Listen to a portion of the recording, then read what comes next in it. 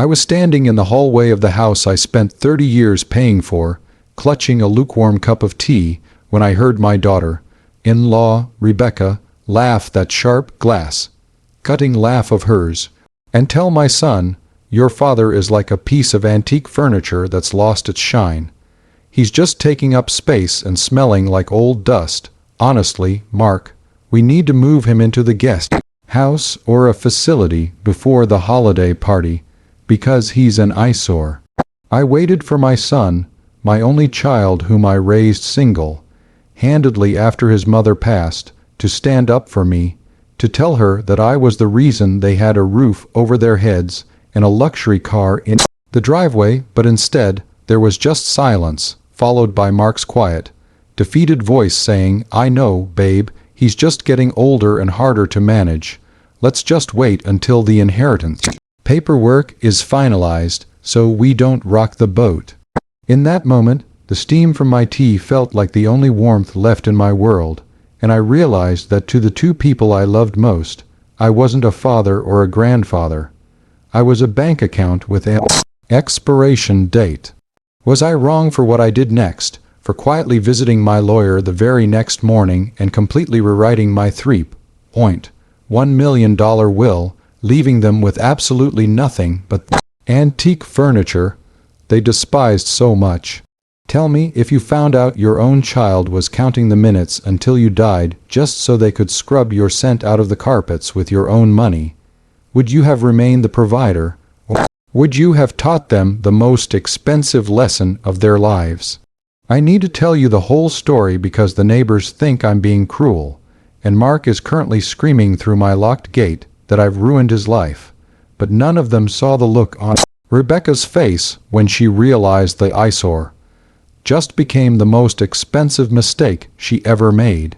To understand how we got to that conversation in the hallway, you have to understand the life I lived to give Mark everything.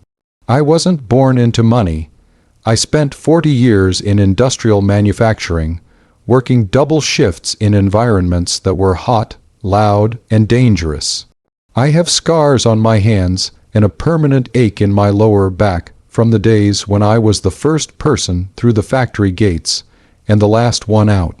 When my wife, Elena, died when Mark was only 6, my entire world narrowed down to one goal: making sure he never felt the sting of poverty or the loneliness of a struggling home. I did it all. I was the one who learned how to braid hair for his school plays, the one who worked weekends so he could go to the best summer camps, and the one who paid every cent of his private university tuition so he could start his life with a degree and zero debt. I thought I was building a bridge of gratitude, but in reality, I was just building a pedestal for him to look down on me from. Mark grew up to be successful in his own right, or so I thought, but it was all funded by the seed money I gave him for his first business venture, money I took out of my own retirement fund because I believed in his dream. Then came Rebecca. Rebecca entered the picture about 5 years ago, and from day one, she treated my home like a fixer-upper and me like the unwanted tenant. She's younger, obsessed with her social media image, and has a taste for luxury that Mark's mid-level marketing job could never actually support.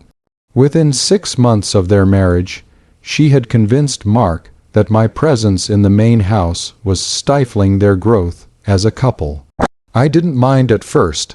I loved my son, and if he wanted to remodel the kitchen or change the landscaping, I let him, even though I was the one paying the property taxes. But the subtle jabs started becoming open wounds. She would, accidentally, forget to include me in dinner plans, or she'd speak about me in the third person while I was sitting right across the table, saying things like, "Does he really need to wear those old flannel shirts? It really ruins the aesthetic when I'm trying to film my lifestyle vlogs." Mark would just look at his plate, never meeting my eyes. I started feeling like a ghost in my own hallways.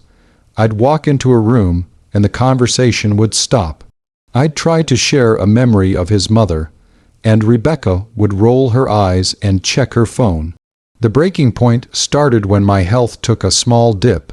Nothing life-threatening, just a bout of pneumonia that left me a bit slow and shaky for a few weeks. Instead of care, I saw calculation. I saw them looking at my medical bills not with worry for my life, but with annoyance that the inheritance was being chipped away by hospital costs.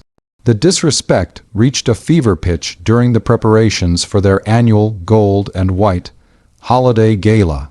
They wanted the house to look like a magazine spread, and apparently a 70-year-old man with a slight limp didn't fit the theme. Rebecca had even suggested I stay in a hotel for the week, and so I wouldn't clutter up the guest experience with my medications and my old man energy. Mark didn't fight her. He just came to me with a guilty expression and asked if I wouldn't mind taking a little vacation to a nearby resort for a few days. That was the night I overheard them in the hallway. Hearing my son refer to my death as finalizing the paperwork was the coldest thing I've ever experienced.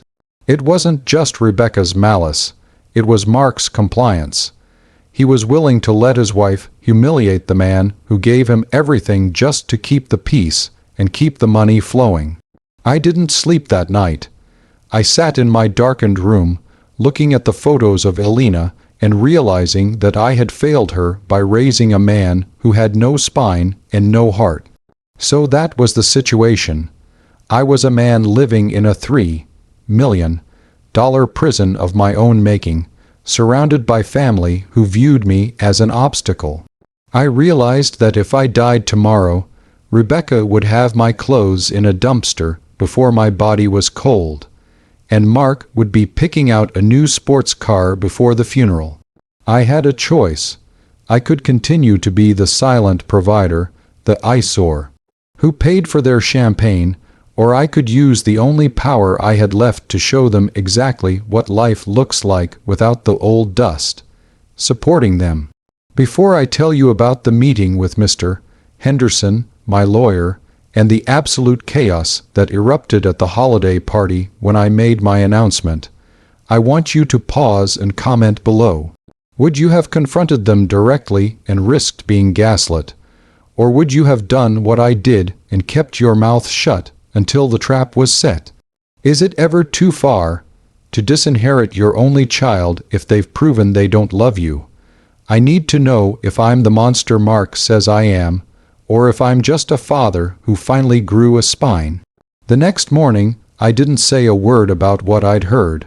I put on my old flannel shirt, made a point of acting a bit more confused and shaky than I actually was, and watched as Rebecca smirked at Mark.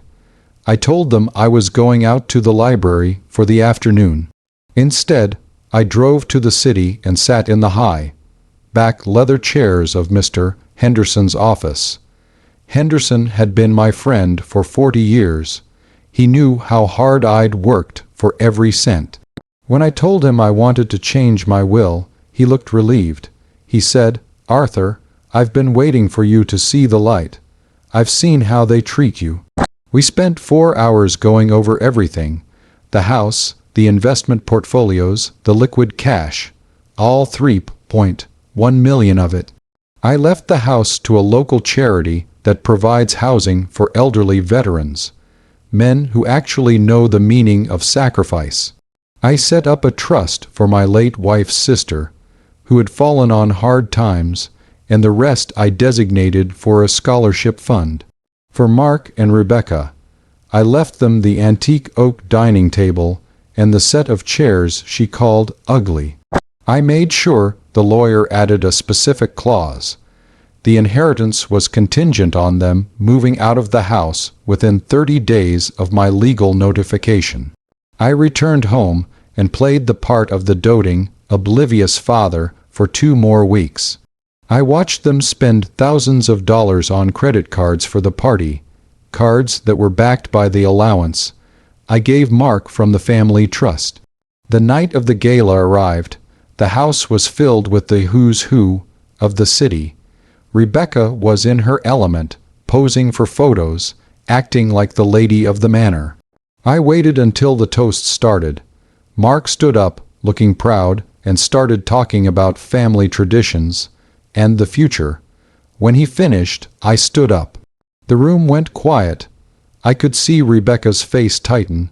She was terrified I was going to say something embarrassing. I looked at the crowd, then at my son, and finally at Rebecca. I said, "I've spent 40 years building a legacy, and I've spent the last 5 years realizing I was building it for the wrong people. I heard you in the hallway 2 weeks ago. I heard that I'm Eyesore and that you're just waiting for my paperwork to be finalized." Mark's face went white.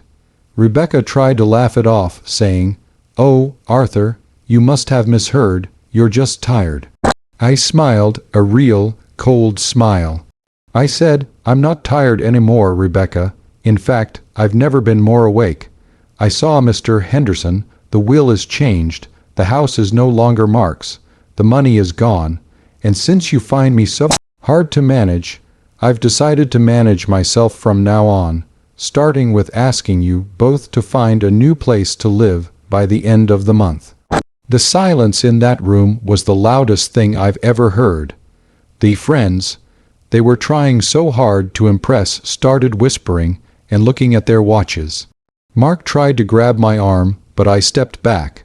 The next day, the legal notices were served. It turns out that without my constant influx of cash, Mark and Rebecca were drowning in debt. They had been living a life 5 times beyond their means, banking on my death to bail them out. Rebecca left Mark within 3 months when she realized the luxury lifestyle was over. Mark is currently living in a small apartment, working 2 jobs, and calling me every day to apologize. He says he was blinded and that he loves me. Maybe he does, or maybe he just loves the $3 million he lost. I don't care. I moved into a comfortable, smaller home in a community where people actually talk to each other and respect their elders. I spend my days gardening and volunteering. The antique furniture is gone, and the air in my home finally smells like peace instead of dust. The moral of this story is that inheritance is a gift, not a right, and respect is the currency you use to pay for a place in someone's heart. If you treat the people who built your world like they're just taking up space, don't be surprised when they decide to take that space somewhere else. I didn't ruin my son's life. I just stopped subsidizing his disrespect. Like this video if you think Mark and Rebecca got exactly what they deserved, and subscribe for more stories about people who finally stood up to their entitled families. Share your thoughts in the comments. Was I too harsh to do it in front of their guests? Or was that the only way to make the lesson stick? I'll see you all in the next story.